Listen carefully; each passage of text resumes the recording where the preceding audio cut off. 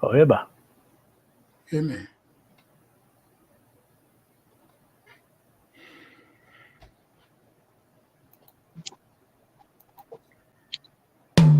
Mon père, ça me fait bien tiens, tu me fais dire non tout.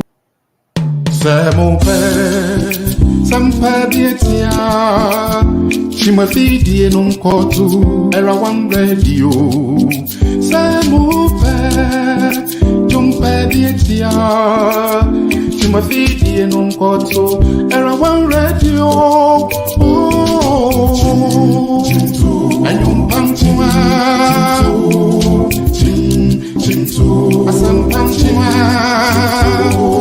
chintu, agratum chima, erawan, yebebo yum pamchima.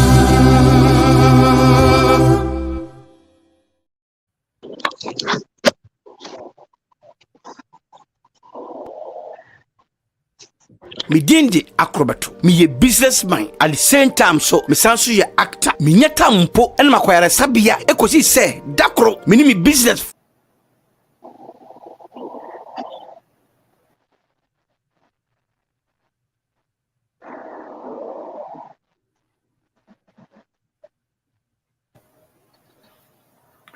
Yeah, these audios are being slow today.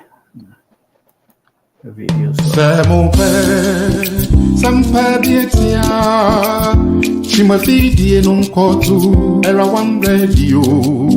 C'est mon père, tu me fais bien tiens, tu me fais dire non tout, era one radio. Oh, ayum pamchima, chintu, asam pamchima.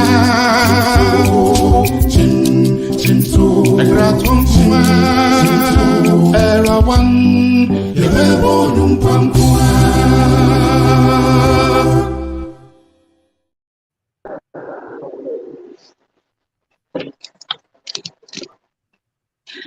Thursday, where we come your way with the divine connection. This is where divinity intercepts humanity. Well, it's another session. I have my able men, Reverend Robert Akron and Uncle Max, are all in the studio to help us do another discussion. Last week, we took the part of knowledge is part 1, knowledge is power part 1, and we actually didn't digress, but fasting was part of the temptation that Jesus went through. I mean, he fasted, he prayed, and the devil tempted him. So fasting was a topic that we took by itself last year, and I think it was very, very productive. So tonight we're going to go on to part 2, but we'll take a different detour. But before we do, let me welcome my able men, Nisaba and Uncle Max. Gentlemen, you are welcome. Thank you, Dr. Boison. All right. Yeah, we're scared. We're scared Uncle Max was not going to make it, but thank God he's here with us. Anyway, as usual, we always start with some warm-ups. And of course, if you're in the eastern part of US here, it's very hot. It's in the hundreds in Virginia, Maryland area, I believe. So for those in Arizona, I don't even know how much where they are trending. Anyway, with my update, yesterday we watched the United States women playing Netherlands in the Women's World Cup, and they held them to 1-1. It was a bit scary. Netherlands opened the nets and US trade, but until the second half when the captain found the nets and scored the equalizer. So that was cool. And the last week also, for those of you like soccer, men's soccer, Messi is now in Florida, and he put up a splendid performance, I think somewhere last week, scoring the 94th goal. So he got the crowd routed up, and it was really exciting. Anyway, I'll go on to Uncle Max and let him give us some updates from the West African nation. We've been hearing about Mrs. Cecilia Dapa with the dollars and the euros and all kinds of money in her house. I don't know whether it's true, because on this platform, we don't speculate. We try to get the source, the right information. So Uncle Max being our representative, maybe he can update us as to what is going on. Is it real that money was found in the house, or it was just a fabrication? It would appear money was found in the house. It is reported that when the Office of the Special Prosecutor went to inspect her two houses, one her private house and the other her official residence. It took them nearly 5 hours to count the amount of money that was in her residence. 5 hours, a team from the Office of the Special Prosecutor. So let us not forget that the amounts quoted, the $1 million and the 300,000 euros and the unspecified number of millions of CDs, this was only what was purportedly stolen, which she didn't even notice for many months. You understand? So when you say stolen from her house, that somebody stole that amount from her? Yes, stolen from her bedroom by her house help or house helps. You understand? And it may not even have been noticed, except that her husband returned from a trip unexpectedly or prematurely and caught them red-handed in the act of stealing more money. Okay. So if you have a situation where somebody doesn't even miss $1 million, which is a sizable amount of money, you got to ask how much extra money was there that you didn't even miss this $1 million. Because the story is she had a safe in which she kept so much money, in which she kept a lot of money, but she had so much money that this money that was stolen was among the money that would not fit in the safe, which she had to keep in bags and so on in her bedroom. Oh, Lord. So this is one minister in a cabinet, in a government which has over 100 ministers and their deputies. So you only have to wonder what else has been stolen from the public coffers. And unfortunately, when this thing came to light, President basically said wrote to the lady who had resigned that, oh, don't worry, I'm sure you will be exonerated. Thereby interfering in a case which was intended to go before the courts. And as a lawyer, really, you really have to wonder why he would, in effect, attempt to interfere with the course of justice by passing an opinion on a matter which had yet to be adjudicated. This is serious. It is very serious. It is very serious. $1 million. That is why our dollars are in short supply. Lawyer Kron, do you have any rejoinder? This is, I can't even wrap my head around this.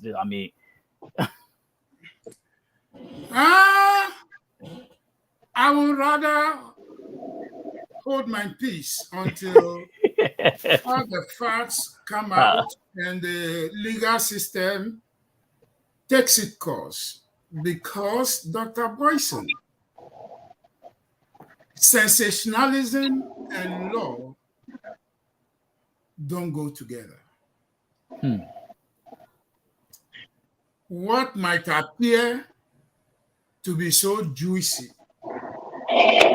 when the law starts unraveling, might turn out to be fairly explicable.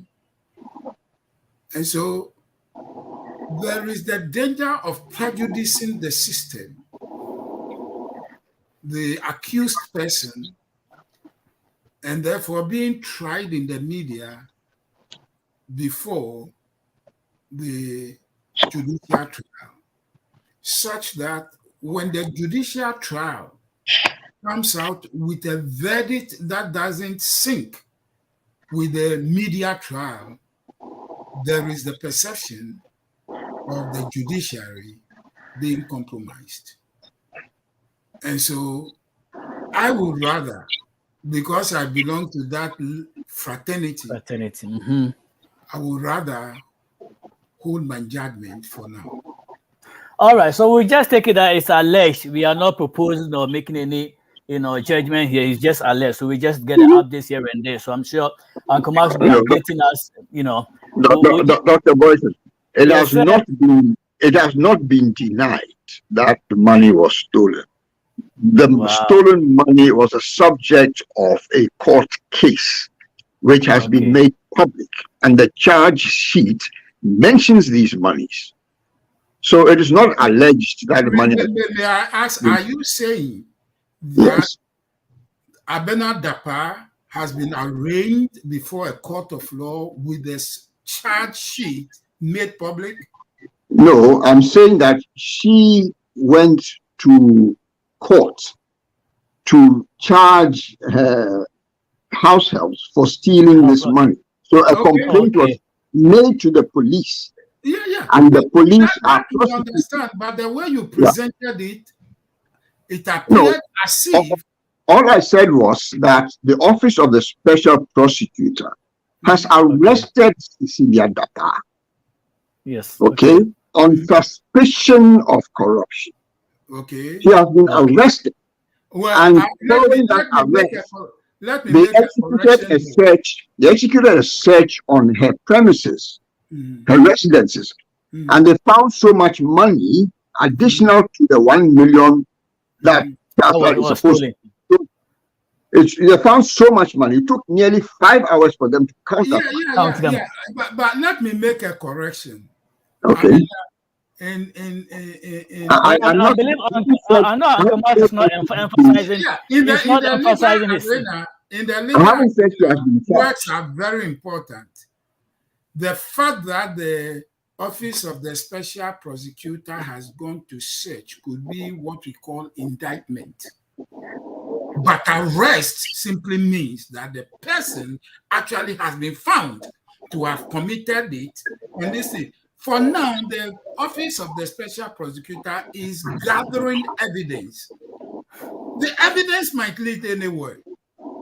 So the 5 hours they all constitute sensationalism because they are facts, but they don't tell us anything whether there is culpability or not. So I would rather we wait because, Uncle Max, the problem is when you try a person in the media, you have all kinds of non-legal minds coming to judgment. And when the judicial trial and facts unravel, vis-a-vis the legal doctrines in place, and we realize that something else may have been the reason or the cause, then it becomes very difficult for the judiciary to hold its, call it objectivity, neutrality, its reputation, whatever. And that becomes very dangerous. And we've seen things like that. And so, as I said, there is the appearance of wrongdoing on the part of Abena Dapa. Appearance, I'm using that word advisedly. There is appearance. But when we allow ourselves and the judiciary, the legal system, to do its work, and what the legal system finds out to be the facts of the case, and therefore charges and the charges align with what we think it is, then fine. But all righty. That's the whole point. I have to come back on this. Pastor Kong, I want to bring us something more important to the world than Ghana's and 1 million.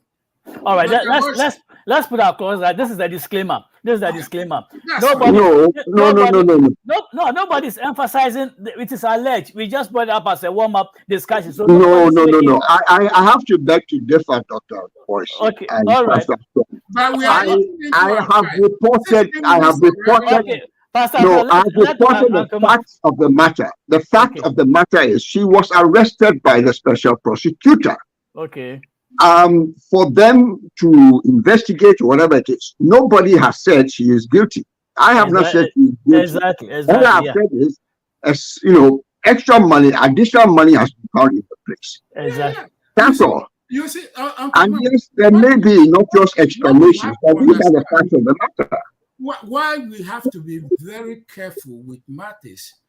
Every criminal law is also a constitutional law. Every criminal law. And we have to understand, when you use a word like arrest, it simply means a person's most precious possession, which is personal liberty, has been taken away from her. Yes. And there is a situation where we are saying that a person's most precious possession has been taken away on suspicion of wrongdoing. Yes. That's why I'm cautioning that because I would rather, it's easy for non. No, but these are the facts of the matter as reported by the special prosecutor. No, the media. All right.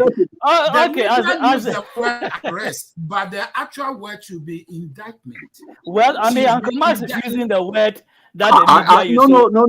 So gentlemen, I am not putting words in the mouth of the office of the special prosecutor. They made an announcement. They made an announcement that they have arrested Cecilia Dapa. Okay. This was their announcement. Talk about something more important for the world. Okay. All right, give you update. Yeah, we just want to make it clear that Uncle Max is not making any serious statement. He's just reporting what. Okay, all right, thank you. Let's leave that for now. Okay, let's hear your updates. Let's hear your updates. Let's hear your updates. Humanity. This week, scientists have reported that what we call the AMOC, AMOC, the Atlantic Meridional Overturning Current, right? Which actually makes it possible for us to have the sort of temperature, especially in America and Europe, right? It's about to collapse. Oh, yeah. And they said it could be between next year and 2060. 2060. Which actually threatens mankind, because the AMOC carries warm water from the tropics to the Americas and Europe, so that if it goes down, then there is the fear that the ice in Greenland might melt at a faster rate, and it will cause the oceans to rise. And when the oceans rise, there will be flooding, and cities like where you and I are, Washington, D.C., the whole of the Northeast, might actually go under. And the temperature in Europe might drop. And our bodies are not designed for that sort of extreme shifts in temperature within a short period. So that is more important to me for us to start talking about it, to force people to be mindful of how they contribute to global warming. Hallelujah. Well, I guess when it gets there, our bodies will switch on to homeostasis and adjust. Well, okay, let's hope so. All right, it's been exciting and interesting having the warm-ups. It's interesting here. When we come here, we just try to, give out information, entertain, educate, and inform our listeners. Well, we're going to go back to our scripture. We have spent 20 minutes, warming ourselves up, just like Nisa Ban said. I think the word is going to go through some warming up stages, so we have to brave ourselves for it. All right, as I said, we are looking at the second part of knowledge is power. Last week, we made a little detour to discuss fasting, which was very, very educative. So tonight, we are looking at three main areas. We're going to look at arguments, we're going to look at hypothesis, and we look at conclusion that govern the study that we are taking. And before I go on, I want us to go through the scripture real quick. I have this question I want to ask my gentlemen. I want us to decode the names that were given to the tempter, the devil, Satan, because when you look at verse 1, it says Jesus was led to be tempted by the devil. Verse 3 says, now when the tempter came to him. Verse 5, now the devil took him up into the holy city. Verse 8 talks about, again, the devil took him up on an exceeding high mountain and showed him all the kingdoms of the world. Verse 10, then Jesus said to him, away with you, Satan. And 11, then the devil left him. So realize that different names are being given to the enemy. I want us to decode those names. I don't know who wants to start, but if we can do a little exegesis on why this enemy, the devil, was given, I think it was about three different descriptions, or I don't know whether it has to do with the sins. Nisaba, do you want to start, or Uncle Max, whoever wants to start? Why those? Let Uncle Max. You always go from Uncle Max first. Let him take a start. All right, Uncle Max, start us. Let's go. Oh, sorry, I think I meet. Yeah, Uncle Max, sorry.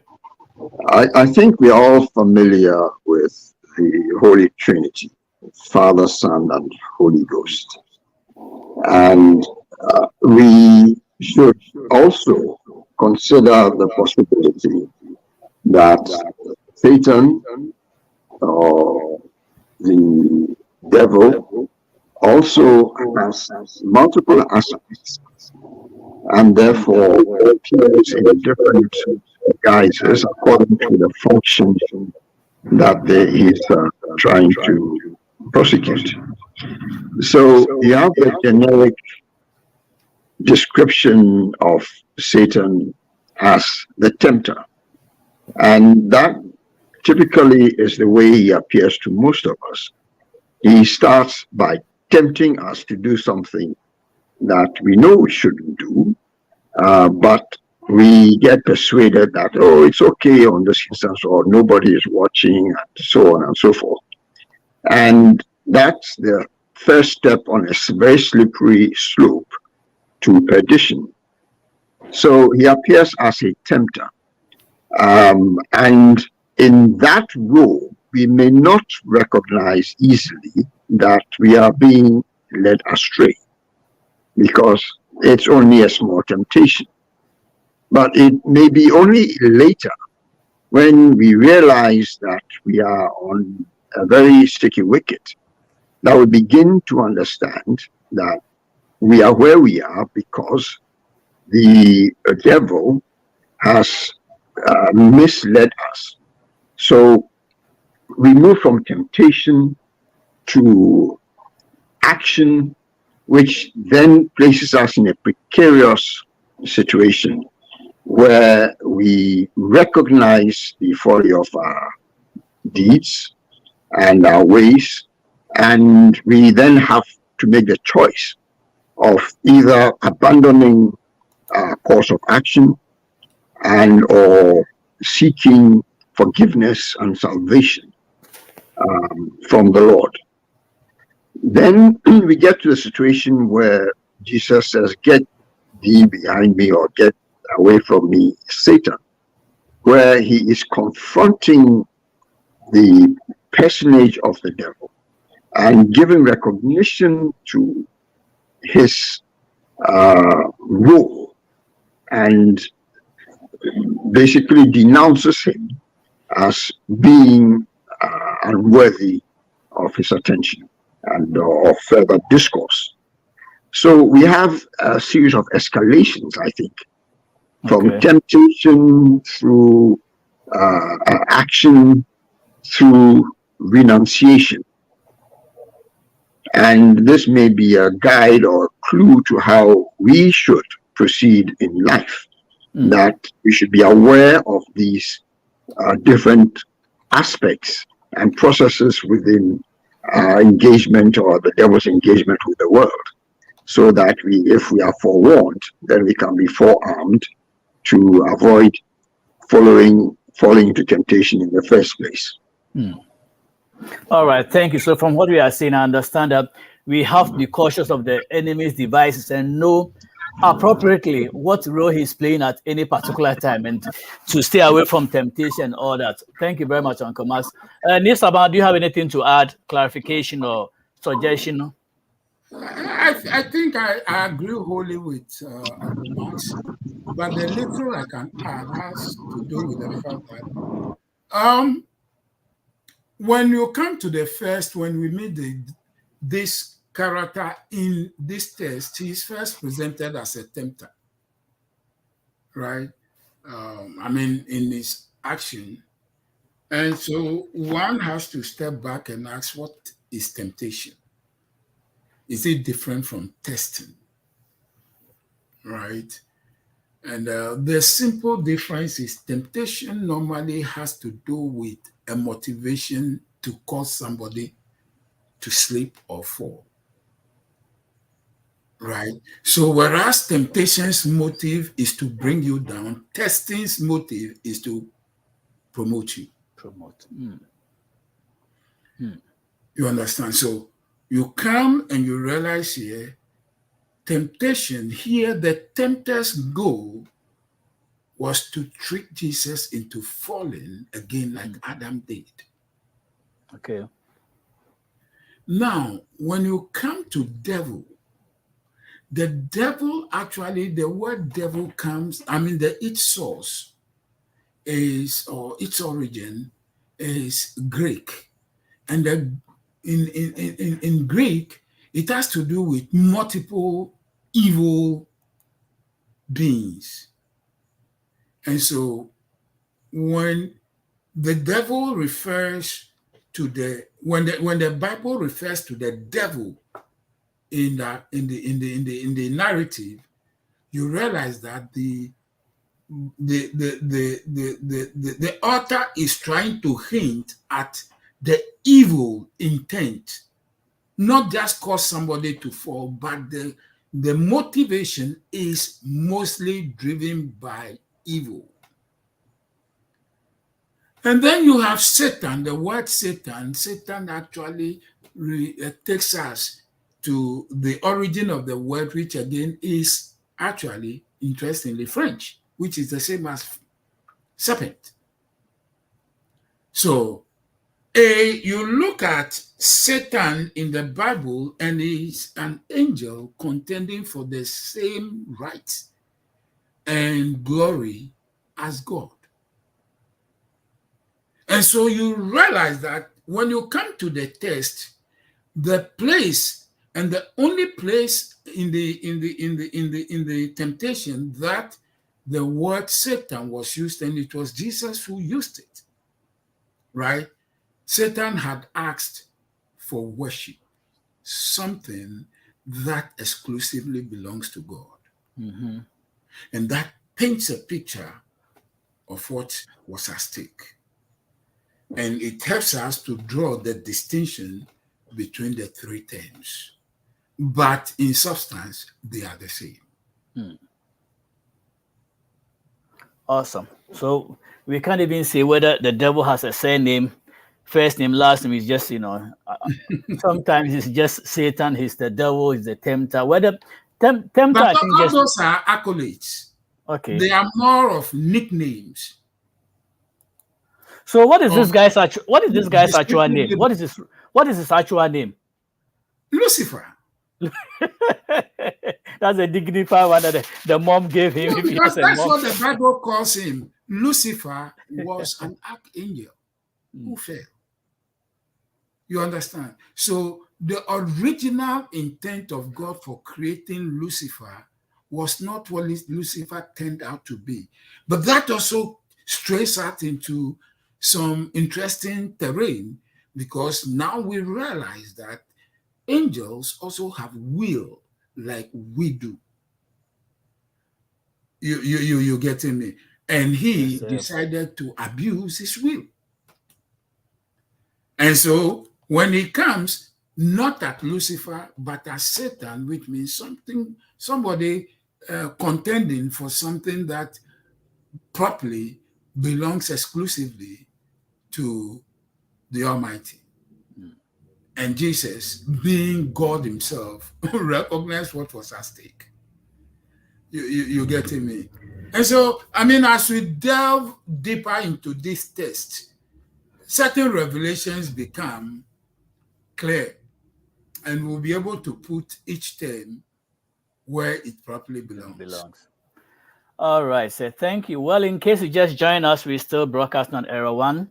We are broadcasting live on Facebook and YouTube, and the number to call in is 2402-802-633. And if you want to text, it's 5109310946. I'm in the studio with Reverend Robert Akrom, an IT, a pastor, and an JD, prolific in the law. And I have my physicist, all-round man, Uncle Max. He mans our studio in Ghana. Thank you, gentlemen, for, as usual, gracing the occasion. As I said, we're going to look at arguments. And if you don't know where we are reading from, we are taking our scripture from Matthew chapter 4, verses 1 through 11. And in the 9th verse, this is what it says. And said unto him, referring to the devil, all these things will I give thee if thou wilt fall down and worship me. And said unto him, all these things will I give thee if thou wilt fall down and worship me. Now, I want us to take the argument aspect. I don't know whether Uncle Max wants to take it. Uncle Max, what are the hidden arguments in this text? Is there any arguments we can glean from here? What is the devil trying to do to Jesus?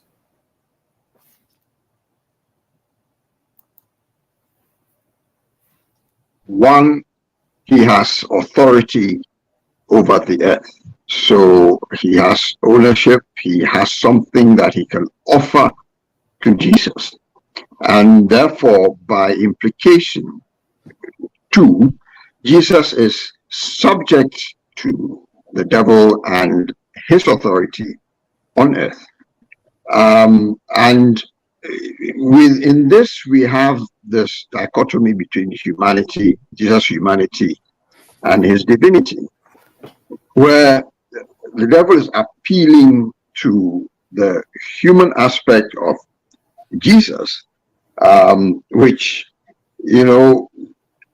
as humans, we have certain weaknesses and proclivities, amongst which is a thirst for possession, for wealth, for position, and so on. And it sounds to me like the devil is making an appeal to that aspect of Jesus, hoping, I guess, that he will forget his divinity, that as God, he already owns and has dominion over everything or anything that the devil might seek to offer. So within this, it's a lesson for us also that as sons of God, there's nothing that the devil can offer us that we do not already have the inheritance of or the possibility of from our God. You understand? So it's a bit of a trap, of a trick proposition to Jesus to trick him into abandoning his divinity and trading it for human subjugation of the devil or by the devil. At least that's my reading of it. But I'm sure Pastor Akron has a much deeper assessment. Awesome. That gives a good explanation. But before I come to Pastor Akron, let me stay on Uncle Mas for a minute. Now, when we read the Genesis account where the serpent, who we all gather to be the devil, tempts Adam and Eve to, eat the forbidden fruit. And so there we learned that there was an exchange of property. Whatever God had given humanity was handed over to the devil. And so when he comes to Matthew chapter 4, trying to do the same thing out with Jesus, realized that he couldn't succeed. But then he puts all this offers before Christ that, okay, I'll give it. Was the devil actually bluffing? Or he actually owned all these things that he was speaking about? No, of course, you can't own what you haven't created or acquired. So the devil was merely bluffing in this particular instance. But it's a bluff that is very effective in human life. It's very easy for people to forget that everything that we encounter has been created by God, not by the devil.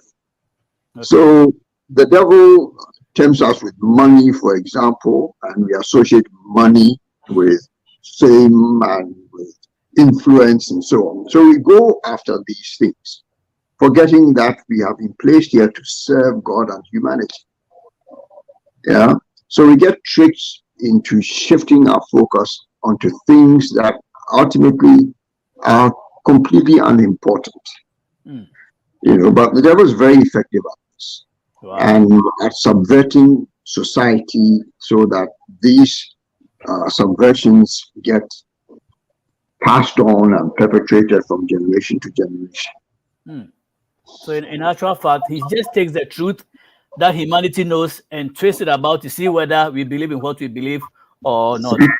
Thank you. This is the stock in trade of the devil. He takes truth and twists it into a lie, but it's a plausible lie. And people buy the lie rather than seek the truth. Awesome. All right, Nisaba, your perspective on this, eh? Dr. Wesley, it's a very tricky and very delicate area. And for me to really take it on, let me put a little bit of legalese here. The question is, there is a difference between possession and ownership. Okay. You understand? Let me use the example of rental property. Okay. Right? The renter lives in the house. He possesses it. But the owner takes rent because he owns it. So, if we bring that legal understanding here, the question is, can the owner just get up and march into his property when there is a renter living there? The law doesn't allow that. Wow. You understand? However, if he has to, the renter, the landlord, if the landlord wants to go and visit his property, he must give a notice. I'm coming. A full notice to the tenant, right? But the tenant holds possession, but doesn't have ownership. The landlord has ownership, but doesn't have possession.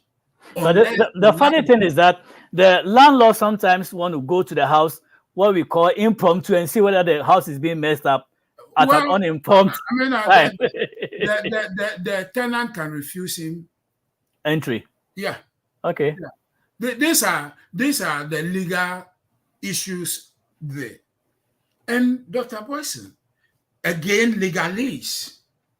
Is it possible for an owner of a piece of property, whether real estate or anything, is it possible for the owner to lose ownership? Yes, especially with real estate, which the earth actually is. Can he lose it? That's an interesting thing. There we have what we call bequest, which is passed on through inheritance. Okay. We have fair exchange, where the mutual understanding. The acquiring party actually pays what we call fair exchange for the property. And then there is mutual agreement gifting, right? Okay. Then there is the most insidious one, what we call adverse possession. Adverse possession is where a squatter. Listeners, on this platform, we will force you to learn. You will learn. Even if you don't like it, you will learn. We will let you learn. A squatter stays on a piece of property and creates what we call, in legal terms, the sort of notoriety where he or she announces to the public in some way for the public to believe that he or she owns it. and the public accepts him or her as the owner at the same time as the actual owner, we say, is sleeping on his rights. And therefore, we have what we call the statutory period, where if the owner doesn't act within that period to create in the public's consciousness that he owns it, and by doing that, refuses and rejects the notoriety of the squatterer, right?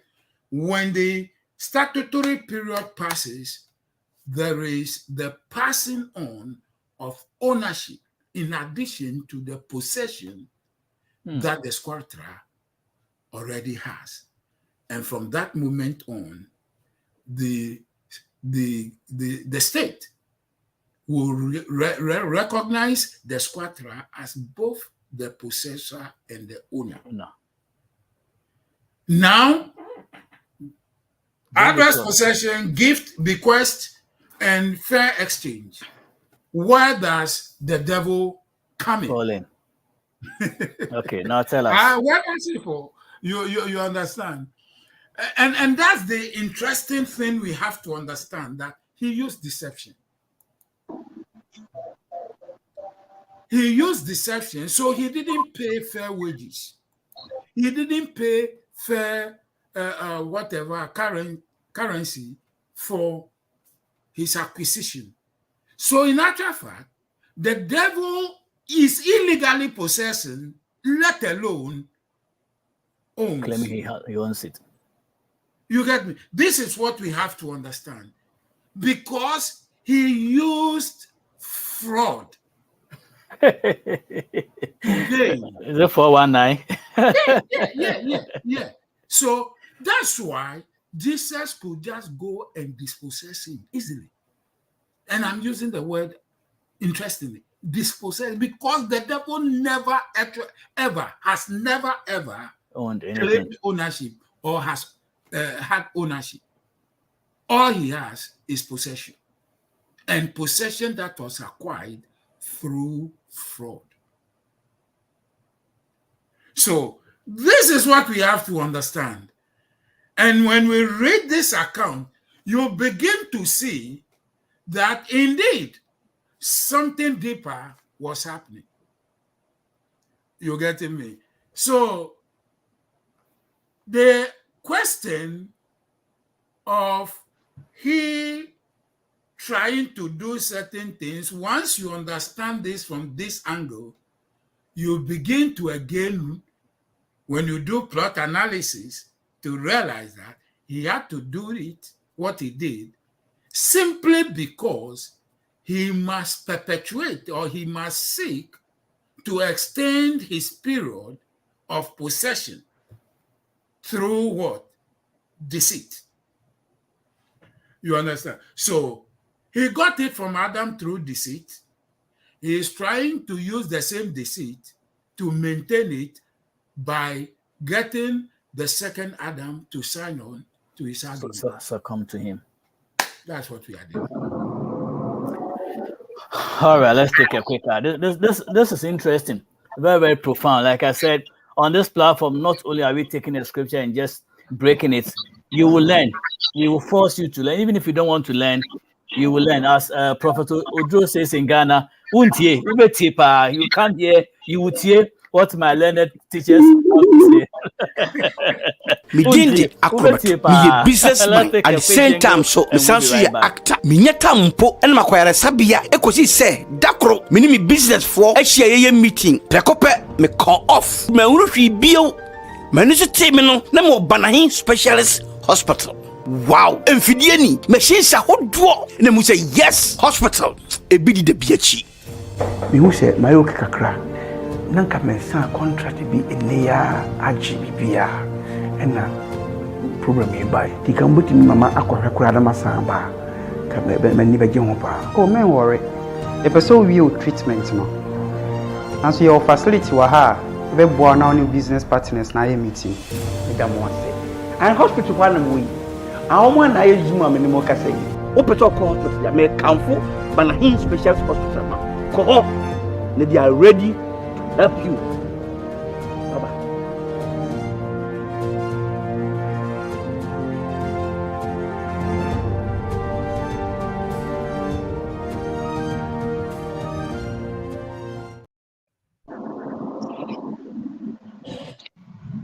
the gospel according to Acroboto. That's Acroboto's message and his ad. Well, before we went on the break, we were talking about knowledge is power part 2. And we just discussed the arguments that were employed in verse 9 of Matthew chapter 4, that is verse 9, where the devil was trying to, let Jesus worship him. And he said, and said unto him, all these things will I give thee if thou would fall and worship me. And the two learned gentlemen have made it clear that the devil was just bluffing off. In actual fact, he didn't own anything. He didn't create anything. He was just using skills and, in modern terms, 419 Apache stuff to, confuse people. So we have to be aware. Bible said it that do not be ignorant of the devices of the enemy. There are sometimes that you are doing something and you can tell that this is the ultimate, but you just can't stay away from it. It's like you meet a beautiful lady and you just want to go rub the woman. Eventually it's going to lead to something, but you just can't do it. And eventually we say it's the devil. Okay, now before I go to the premises and the conclusion, Uncle Max, do we have to blame the devil for everything? Because people do that and it kind of bothers me. We are always saying, oh, the devil made me do it. Do we have to attribute everything to the devil? And does he deserve all the charges we give him? No, I think that is an abdication of responsibility. Okay. What we do is derives from the decisions and the choices that we make. And those choices are ours alone. Yes, we may be given options, but this is why we have a conscience that we should make reference to. This is why we have prayer. This is why we have the Holy Spirit as references to which we can make contact if we have doubt about any particular decision and so on. The devil is there all the time. So we can't continue to blame the devil, which is an external agent, for decisions which are internal that we make. And so we have to take ownership of our choices and the consequences and ramifications thereof. Wow. So, no, I don't buy that excuse. Everybody gets faced with temptation. Not everybody succumbs. Yeah. Awesome. So if it's possible for one person to resist temptation, then in principle it is possible for everybody to resist temptation. Wow. Yeah. Wow. Awesome. Nisa, well, let me ask you a similar question. We have 11 minutes more. With what Uncle Max said, I think most of the things come from external and we have internal issues, conflict, and we tend to blame him. Can the devil read our mind? Because sometimes it's in a gray area. Some say, oh, the devil can read your mind and know what you are thinking. Or can the devil read our mind? And just like I posed to Uncle Max, do we have to blame this guy? I mean, for everything that comes to us? When do we know that our own decisions land us in trouble? And when do we attribute our woes to the enemy, to the devil? I agree completely with Uncle Max. The issue, Dr. Boison and Uncle Max, we have to ask ourselves. There are certain things we don't have control over, so they will happen whether we are there or we are not there. And if we are there, it will affect us. And then there are things we have control over. Okay. Do we have control over the devil? No, it's the devil. But do we have control over what we do? Sure. Isn't it amazing that Jesus, in each of his answers, prefaced it with, it is written. So, devil may come or a temptation may come and you may fall either because there is a predisposition. So we have this saying that where there is predisposition and opportunity, can't do anything about it. Right? But even where there is the predisposition and you know what it entails, and I'm using the word know, then there is the possibility, if not high probability, that you can exercise the right judgment. So people fall, or we fall, because of one or two reasons. Either because we don't know, or because we know and yet go against the dictates of that knowledge. And as Jesus demonstrated here, and if we go back to Eve and Adam, we realize that in this particular case, based on the text we are dealing with, Jesus knew. Did Eve know? No. So you see where something outside an individual, in the case of Adam, Eve and the serpent, Eve didn't know that through intentions of the devil or the serpent, in addition to actually not knowing or understanding the ramifications of what was being put before her. You come to Jesus, he knew and he understood, so he didn't fall. Again, did Adam know? Yes, Adam knew. Yet, because of his wife, he chose to fall. And that's what Paul himself said, that Adam was not deceived. Eve was deceived because of what? Ignorance. Adam, on the other hand, was not deceived. So Adam and Eve, the fall, actually can be distinguished. Adam didn't fall because of ignorance. Adam fell because of love. Eve fell because of ignorance. But both of them fell anyway. There was a falling.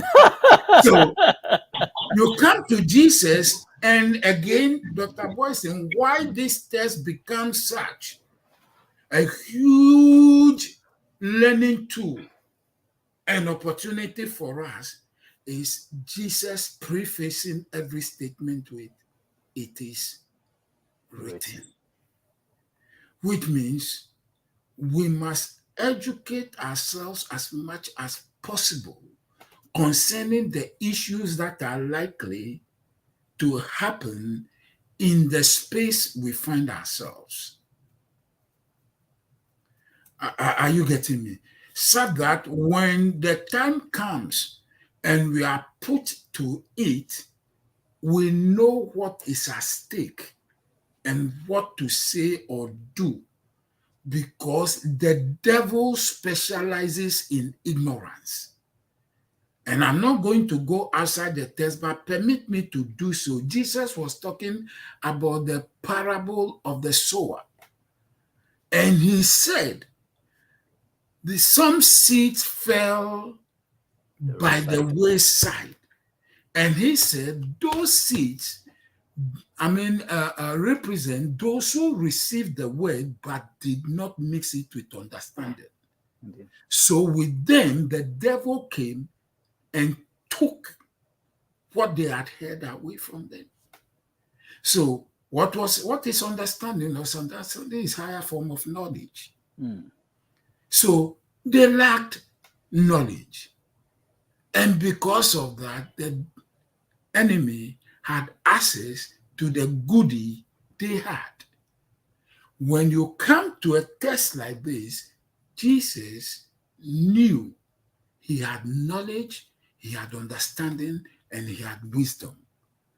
Therefore, again, taking the argument by itself, Dr. Boison, as a preamble for next week, the if-then argument that the devil adopted here has so much sophistication in it, Dr. Boison, that when we actually begin to take it apart, you realize that this text and the way the devil couched his questions actually has a lot to teach us. Example, he said, if you are the Son of God, if you, we call it hypothetical proposition or conditional proposition. And Dr. Boison, if you take I hope I'm not taking too much time. Yeah, we have a few minutes. Yeah. Okay. Yeah. Dr. Boison and Uncle Mas, if you take that argument, you see that there are two statements. What we call the statement before or after the if, right, is what we call the antecedent, which is the proposition. He said, if you are the Son of God, so the proposition there will be, you are the Son of God. And then you have the statement after the then, which we call the consequent. And the consequent here, you can turn stones into bread. Right. The validity of that argument is based on the fact that both have to be true. Was Jesus the Son of God, or is Jesus the Son of God? Yes, he is. Can Jesus turn stones into bread? Yes, he has the power to do. So why did the devil come to him with such a proposition? That if you are the Son of God, which he knew he was, if you are the Son of God, the devil knew Jesus was. The devil knew Jesus can turn stones into bread. Why did he ask him to do that which Jesus could actually do? And why did Jesus say it is written? Ended up not doing. That's what I don't want to go. I'm whetting the appetite of our listeners. Next week come and let's dissect this, the first and the second, because that's the same thing the devil used. Let's dissect it. What really was he trying to achieve? If Jesus had heeded what he was asking for and had turned the stones into bread, what would it have meant? So there are 4 things next week we would have to look at. What we call affirming the antecedent. Second, denying the consequent. Third, affirming the consequent. And fourth, denying the antecedent. And let's look at how the arguments turn out to be and the traps the enemy, the devil, was setting for Jesus. And if he could do that with Jesus, he would do that with you and I. He would do it to you and he would do it to me. Wow. And so we need to be educated about it. We need to know how the devil comes, how temptations like this come, so that when they come and they present us with juicy propositions, we'll see what really is at stake and not. Wow, listeners, if you have not been wowed or if you don't have ghost pimples on you, then you need to check the texture of your skin, because I have marveled. I'm just sitting here listening to these 2 gentlemen, learned men, and say, when we come here, we learn a lot of stuff. Those people challenge me to English. I thought I knew a little bit of English, but they challenged my English. I made the antecedents and the whatever scenes and whatever you will learn. These guys are making me learn stuff. I say, wow. I mean, my English is being challenged. My history is being challenged.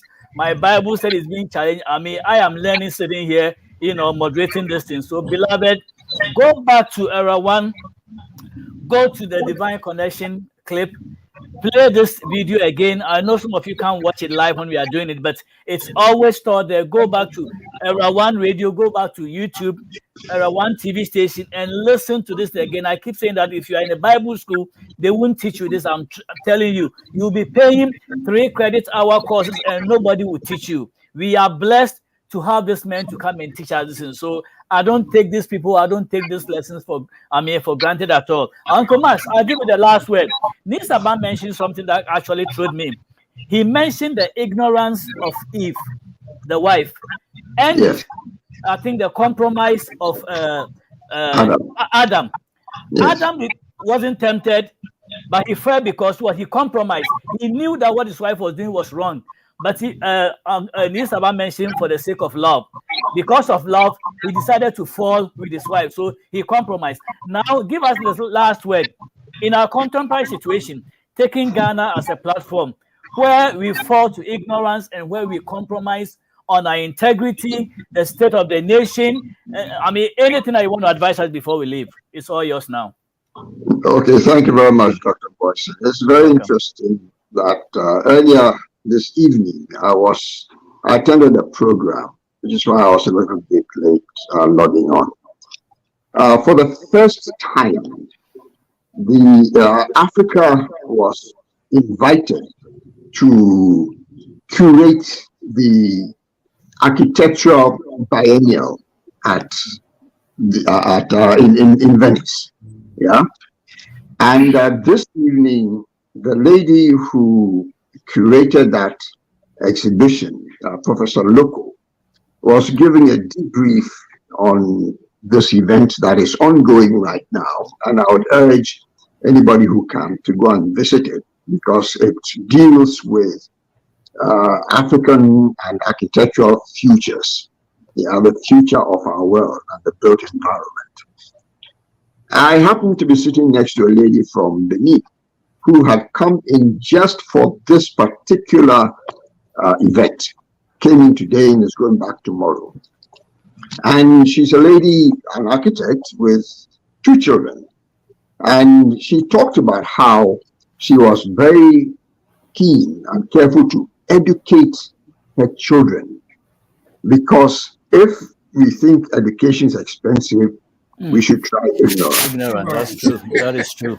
It's even more expensive. She made a quote which I think is very germane to this conversation we are having, which is that if you want to hide something from an African, put it in a book. I'm sure we have all heard this. That's true. But in the context of this particular trial that Jesus underwent, where he prefaced every answer with, "It is written." In that context, we are doubly challenged as Africans to read and to make sure we read the right material so that we can gain knowledge, so we can gain understanding, and so that we develop the wisdom to handle the temptations and challenges that this world throws before us. Thank you very much. Knowledge is power. That is Thank what you, Uncle Max. We did part 2. Knowledge is power. And these days, you cannot claim ignorance as any excuse. And thankfully, in our generation, we are blessed to live in a generation where everything is YouTubeable. Everything is Googleable. Everything is YouTube. Whatever you want to do. I don't want to say some things, but whatever you want to do, people have put it on YouTube. Even how to marry, put it on YouTube, it will tell you. I'm not going to go far. I don't want to put people's imagination to the wild. But whatever you want to do, information is there. Everything. If I want to do a study, if I want to give a word or something, if I'm looking for a topic or something, just go to Google or put the terms there, and it will speak out. Also, we live in a generation where knowledge abounds. There's plethora of information. So we cannot say they say information highway. So even if you don't have a bachelor's degree, master, whatever, PhD, whatever, you can learn on your own. 70, 80 people are learning by going to YouTube. And my wife always accuses me, go to YouTube and learn how to do this thing. It's all there. So beloved, I cannot overemphasize, and I don't know how many times I can say it, but Pastor Kron, Uncle Max, I am so grateful to you guys for the knowledge you spew here. Your knowledge is priceless. We can't pay you, so don't even think about me sending you a check. I don't even have it from the studio to give, but we honor you for what you do for the. I know Nisama is just interested in sharing. Uncle Max the same thing. These guys just want to share their, even if they don't do anything to humanity. On their epitaph, when I go for, if they go before me and I have to attend their funeral, whatever, I think on their epitaph will be written, people who lived and shared their knowledge selflessly. So thank you very much. We'll meet again next week. Please don't take these people's knowledge for granted. Go to Era One, Facebook or YouTube. The clip video will still be there. If you are working and you couldn't listen, go back and listen to this teaching. It will help you. Knowledge is power. They just said it. If you don't know the cost of knowledge, then don't even think about ignorance. It is too expensive. It will cost you a lot. And these days, you can't stand before the judge and say, I was ignorant. Your case won't fly. So, well, I don't want to talk too much. We bring our curtains to a close tonight. I'll see you again next week. Have a blessed evening. And thank you very much. On behalf of the One Team, have a blessed evening. Uncle Mas, have a good evening. It's almost 11 p.m., 11:07 in Ghana. Get somewhere. Thank you for coming from your meeting and still jumping in. Thank you very much. Nisama, I'll see you on the other side if it's not too hot. All right. Bye-bye. Have a good evening. Thank Bye. you. Good evening, everybody. All right. Thank Bye-bye. you, Uncle Max. That's a pleasure. Dr. Boyce. Bye-bye, Yes. sir. This Bye-bye. is not your typical meeting. The Fumigio Herbal Tea by Glucose Care International is a nutritious drink and a natural blood glucose reducer. Gymnema plant, the active ingredients, and the Fumigio Herbal Tea suppresses the absorption of carbohydrate ingested from your diet. The green tea content in the Fumigio Herbal Tea promotes rejuvenation of dead cells, detoxification of your system, stimulates the pancreas to release insulin, and improves metabolism. Drinking 1 sachet of Fumigio Herbal Tea after meals prevents the rise in blood sugar levels, suppresses appetite, and improves bowel movements. Drinking Fumigio Herbal Tea regularly after meals can also prevent type 2 diabetes. We encourage you to drink Fumigio Herbal Tea 3 times in a day, coupled with mild exercises to maximize its benefits. Fumigio Herbal Tea has been approved by the FDA.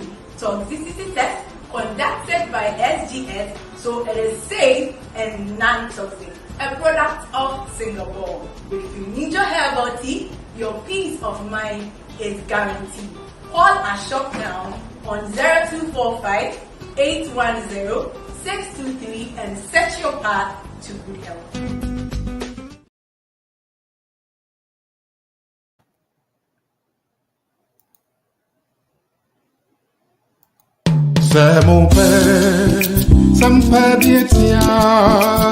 Chimafidi non kotu era one radio.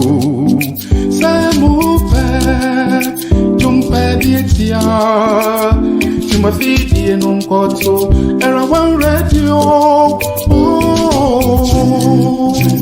and pampuma. Chintu, asam pampuma.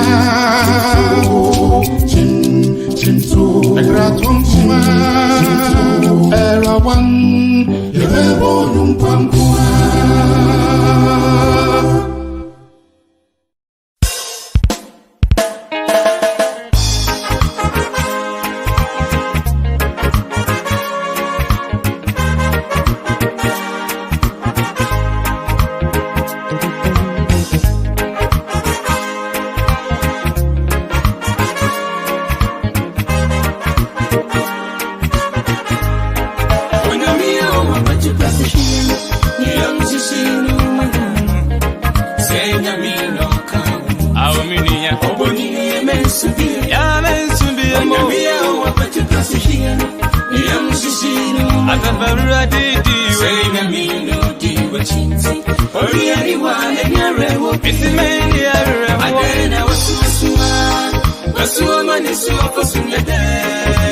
Aden urefiana, say to me manya any,